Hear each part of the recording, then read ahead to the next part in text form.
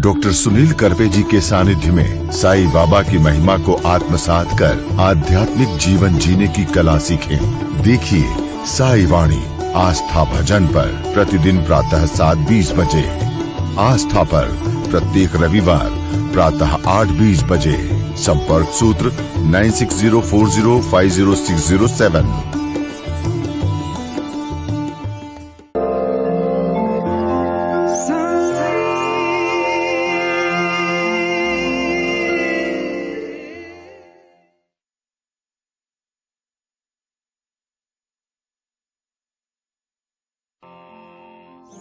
नमस्कार मेरे प्रिय आत्मा और विश्व के सभी साईं भक्तों को मैं प्रणाम करता हूँ, उनका आशीर्वाद लेता हूँ। साईं बाबा का जो संदेशा है मैं ध्यान और धारणा के माध्यम से आप सबके तक पहुँचाने का बहुत अच्छा प्रयास कर रहा हूँ और काफ़ी अच्छे लोग पूरे विश्व से जुड़ रहे हैं। कम से कम 1440 तक, और अभी इसी महीने में कुछ 8-10 और नए, मतलब 1450 तक के पूरे विश्व के सेंटर्स को शुरू करने के लिए निमंत्रण आया है। और मैं हर जगह पे तो नहीं पहुंच सकता क्योंकि बहुत सारे मित्र जुड़ रहे हैं, लेकिन अपने अपने घरों में जब साईं की साधना शुरू की, साईं की आराधना शुरू की और साईं बाबा ने दिए हुए जीवन के सभी लक्ष्यों के प्रति जुड़ने को चाहा, तो इस बात से ज़्यादा खुशी की और कोई बात हो नहीं सकती। साईं वाणी सुन रहे, साईं क्रिया कर रहे, साईं ध्यान को अपने जीवन में आत्मसात कर रहे हैं और अपने जीवन में बदलाव ला रहे हैं। बहुत सारे प्रश्न मित्र पूछते हैं तो अच्छा लगता है कि उनके प्रश्न को मैं उत्तरित करूं और उनको उत्तर देने के लिए मैं उत्तरदायित्व हो जाऊं। जो बाबा ने मुझे आशीर्वाद दिया और उस आशीर्वाद के प्रति मैं आज सबसे जुड़ा हूं, और अपने से जुड़ना है मतलब जीवन में बदलाव लाना, जीवन में क्रांति लाना। लेकिन आज का जो प्रश्न है थोड़ा हट के प्रश्न है। आसाम के मेरे मित्र है डोगरा साहब, आदिनाथ जी डोगरा, उन्होंने पूछा, वो पूर्व IPS ऑफिसर रह चुके हैं, और उन्होंने पूछा कि सुनील जी मैं हर दिन आपकी साईं वाणी सुनता हूं, मुझे बड़ा अच्छा लगता है। डोगरा साहब आपने प्रश्न पूछा है कि मेरे जीवन में मैं बहुत ही एक समय था, उनको मैं पहले धन्यवाद दूंगा कि उन्होंने सत्य के प्रति जाना पसंद किया। उन्होंने जो भी था, ट्रुथनेस था, वो बोला उनके साथ, उनकी खुद की समस्या को मेरे साथ साझा किया।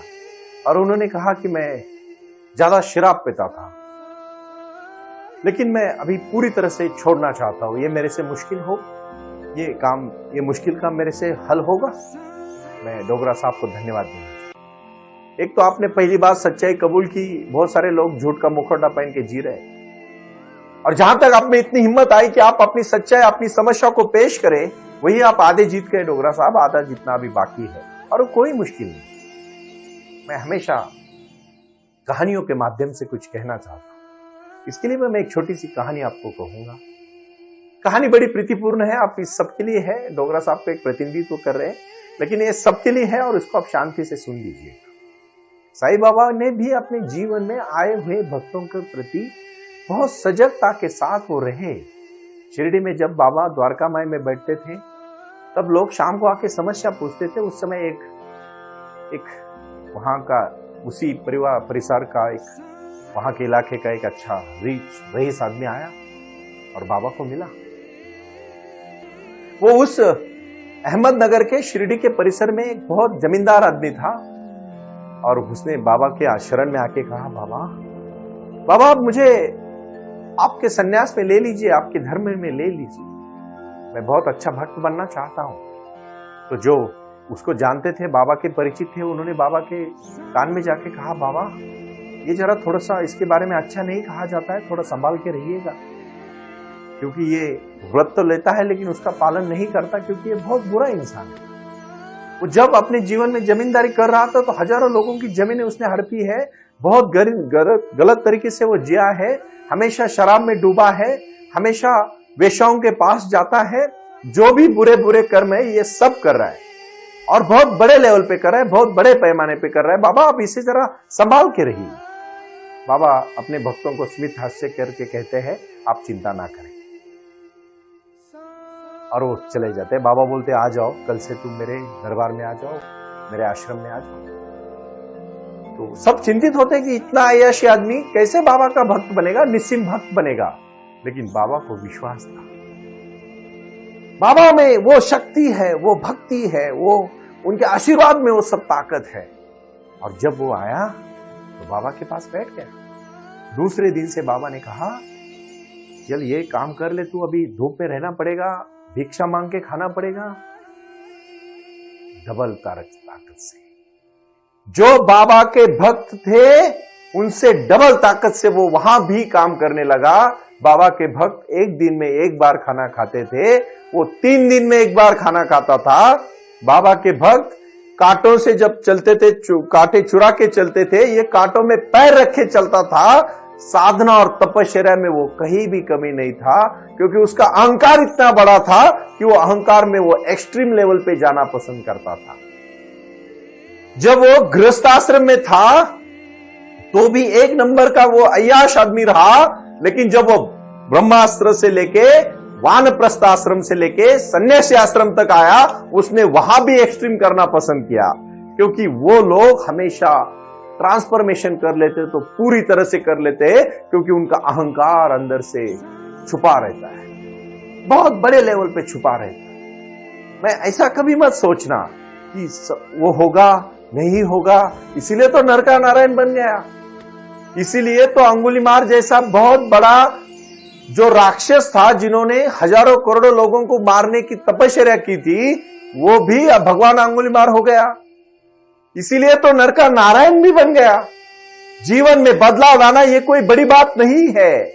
जीवन में बदलाव हो सकता है, बदलने की सिर्फ क्षमता चाहिए। क्योंकि जब भौतिक जगत में वो बाबा का भक्त जी रहा था, तो भी वो नंबर 1 का भक्त था, अमीर इंसान था, जमींदार था, हर चीज को बहुत बड़े पैमाने पे करता था, और वो वहां भी नंबर 1 का इंसान था। आज वो भिक्षु भी बन गया तो नंबर 1 का बन जाएगा, कि बाबा को आत्मविश्वास था। सब बाबा के भक्त अचंभित हो गए 6 महीने के बाद, जो वो पूरी तरह से सूखा, पैर में बड़े बड़े छाले, चेहरा एकदम विद्रूप हुआ था, थका मांजा था, बैठा था शाम को एक जगह पे। बाबा रात को उसके पास गए और उसने कहा, मैंने सुना है कि तू जब जमींदार था तो बहुत अच्छी वीणा बजाता था। उन्होंने कहा, हाँ बाबा, मैं बहुत अच्छी वीणा बजाता।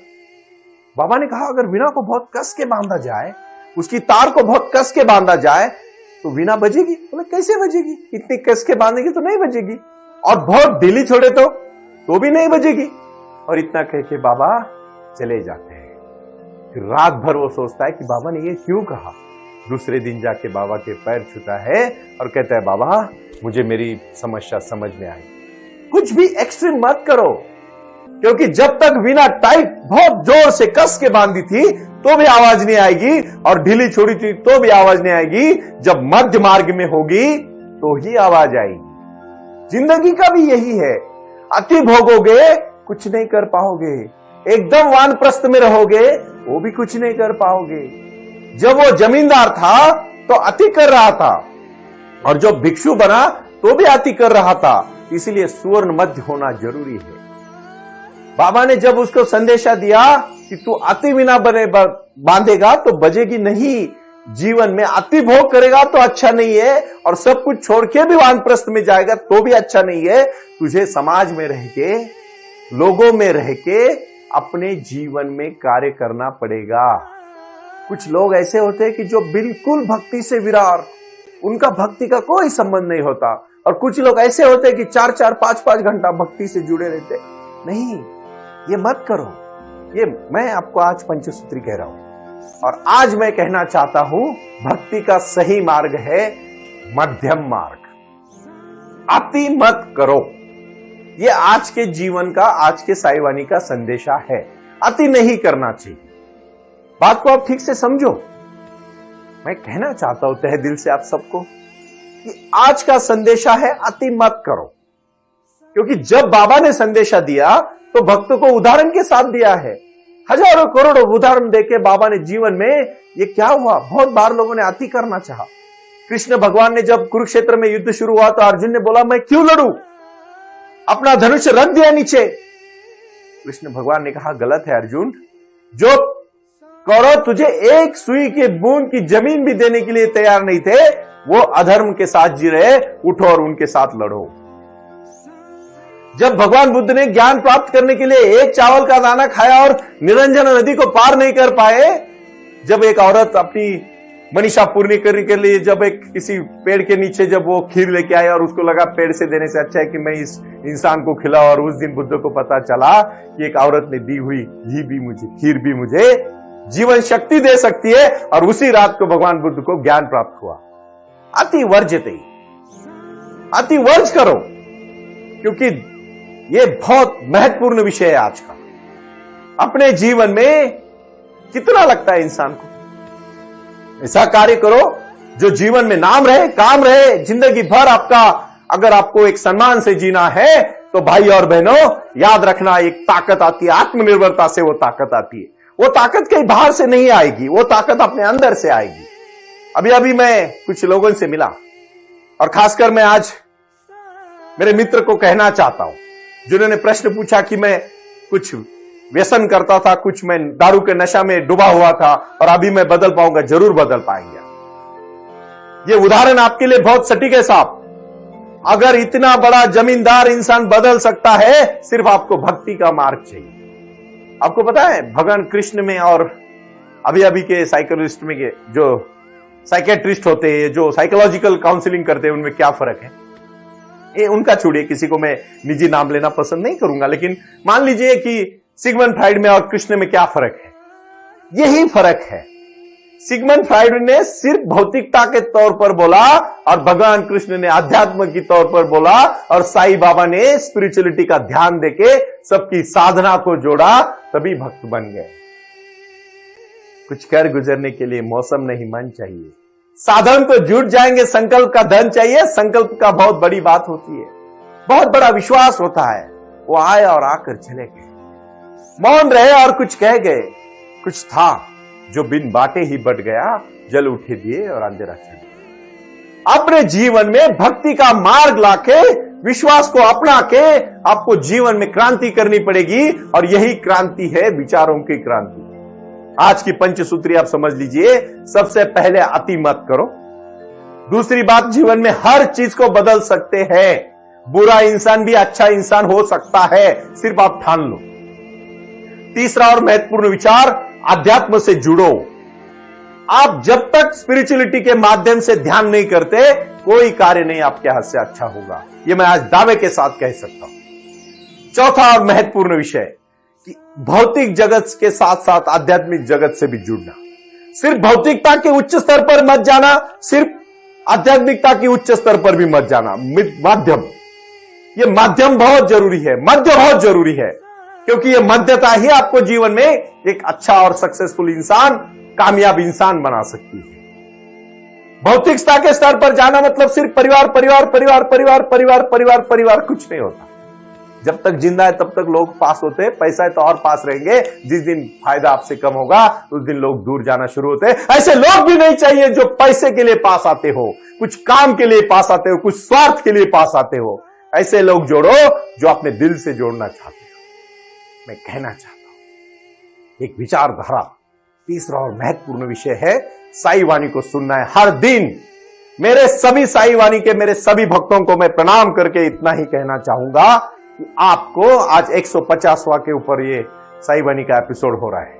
मुझे बड़ी खुशी है कि लगातार 4-5 महीने से हम जुड़े हैं, और आप भी लोग हमसे ताकत देके हम कार्य कर रहे हैं। मैं आस्था चैनल, आस्था भजन और खासकर मेरे मित्र धीरज जी को धन्यवाद देना चाहता हूं, जिन्होंने मुझे इतनी शक्ति दी।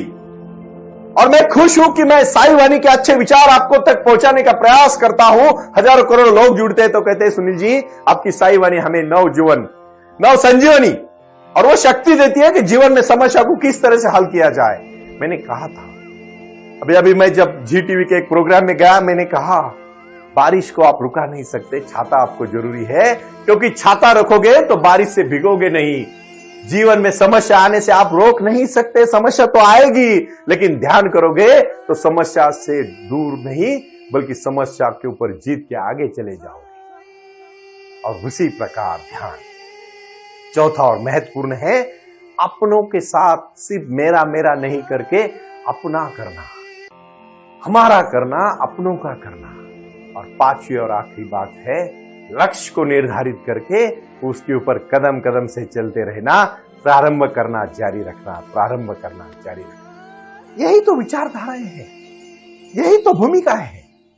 जीवन में क्या है, जैसे वीणा को बहुत ढीला छोड़ेगा तो फायदा नहीं है, जीवन बहुत मौज मस्ती में व्यस्त करोगे तो फायदा नहीं है, और बिल्कुल भी नहीं करोगे तो भी फायदा नहीं है। बैलेंस करना सीखो। इसीलिए दिन के बाद रात आती है, रात में विश्रांति होती है, सुबह दिन भर काम होता है, फिर शाम को थकने के बाद फिर रात को विश्रांति होती है। उसी प्रकार दिन रात भी जीवन का एक लक्ष्य है। और इसीलिए मैं आखिरी में कहना चाहता हूं, उठो जागो, प्रारंभ करो, जारी रखो। ओम साई राम। प्रणाम। ओम साई राम। प्रारंभ करो, जारी रखो। इसी विचारधारा से साई वाणी का प्रारंभ हुआ। शिरडी के साई बाबा का आशीर्वाद पाके खुद अपने जीवन में एडवोकेट डॉक्टर सुनील नाना साहेब करपे जी ने साई वाणी के इस कार्यक्रम को प्रारंभ करते हुए 21वीं सदी को सही में साई बाबा के आशीर्वाद से लोगों के जीवन में बदलाव एवं खुशियां लाने के लिए साई वाणी का प्रारंभ किया। लगातार लोग साई वाणी को सुनते आ रहे हैं। साई कृपा जो साई ध्यान से जुड़ी हुई है, क्योंकि मेडिटेशन ही एक ऐसी शक्ति है जो जीवन में क्रांति ला सकती है, बदलाव ला सकती है और खुशियां दे सकती है। लेकिन उसके लिए प्राणायाम बहुत महत्वपूर्ण है और अपने संकल्प के प्रति अडिग रहकर उन्होंने प्राणायाम की श्रृंखला को अपनी शक्ति से जोड़ा और उसको साई क्रिया के माध्यम से साई ध्यान के प्रति वो लगातार लेके चले गए। इन सब क्षेत्रों के लिए एक ऐसा परिक्षेत्र होना चाहिए जहां लोग आएं और रुके। शिरडी में साई बाबा के समाधि के आशीर्वाद के बाद उनको ज्ञान और ध्यान दोनों की शक्ति देने का प्रयास किया जा रहा है। इसीलिए साईं बाबा की 65 फुट हिंदुस्तान की सबसे बड़ी प्रतिमा बनाकर वहां बाबा का मेडिटेशन सेंटर खोला गया है। साई आंगन इस नाम से यह जाना जाता है। देऊळगाव गाड़ा, तालुका दौंड, जिला पुणे, यहाँ साई आंगन की और बारामती क्षेत्र में साई आंगन में इसी क्षेत्र की निर्मित करते हुए उन्होंने यहाँ निजी व्यवस्था के साथ बच्चों के लिए गुरुकुल सिस्टम का इंग्लिश माध्यम का स्कूल, जहाँ बच्चे पढ़े और जहाँ बच्चे गुरुकुल में रहकर गुरुकुल के माध्यम से गुरुर ब्रह्मा गुरुर विष्णु गुरुर देवो महेश्वरा गुरु साक्षात परब्रह्म तस्मै श्री गुरुवे नमः इसका ज्ञान ले पाएं।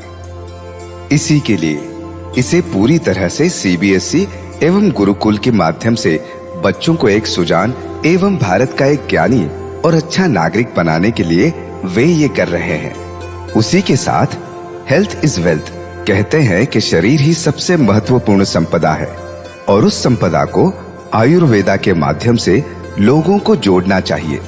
इसीलिए उन्होंने यहाँ साई वाणी आयुर्वेदा हॉस्पिटल की भी निर्मित की है और उस कार्य के लिए वो पूरी तरह जुड़ चुके हैं। पूरे विश्व से लोग साई क्रिया और साई ध्यान के माध्यम से जुड़ रहे हैं और इसीलिए उन्होंने साई वाणी trust.org इस ई कॉमर्स की भी स्थापना की है। इस ई कॉमर्स के माध्यम से हजारों करोड़ों भाई बहन को उन्होंने व्यापार करने के लिए प्लेटफॉर्म दिया। उनकी कला, उनकी क्षमता, उनका ज्ञान लोगों तक पहुंचाने के लिए साई वाणी trust.org बहुत बड़े लेवल पर महत्वपूर्ण प्रयास कर रहा है। इसीलिए यहाँ आए। ये बाबा की नगरी है। यहाँ बाबा का विज्ञान, बाबा का आशीर्वाद एडवोकेट डॉक्टर सुनील नाना साहेब करपे जी के साथ लोगों तक पहुंच रहा है। हमसे जुड़े रहने के लिए आज ही साई वाणी के ऑफिशियल यूट्यूब चैनल को सब्सक्राइब करें या अधिक जानकारी के लिए संपर्क करें 9604050607। ओम साई राम। प्रारंभ करो, जारी रखो।